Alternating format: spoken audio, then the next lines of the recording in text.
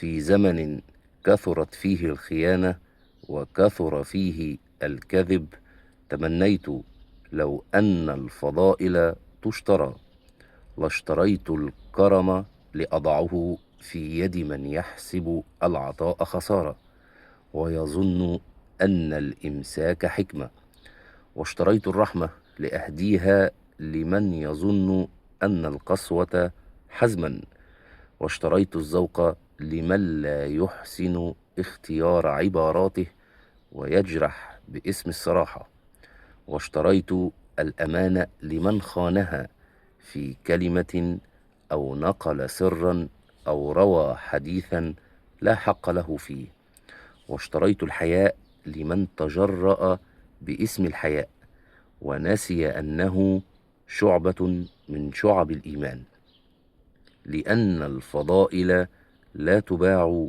ولا تشترى، إنما هي هبات من الله سبحانه وتعالى، ونتاج وعي ومجاهدة وتربية داخلية. ومن لم يتعب في تهذيب نفسه تعب الناس منه.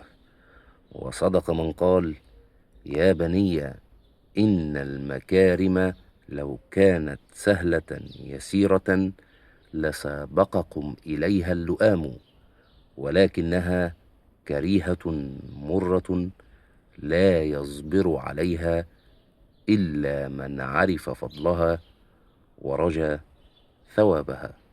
فاللهم يا رب العالمين أحسن خاتمتنا وأكرمنا في الدنيا والآخرة، وتوفانا وأنت راض عنا.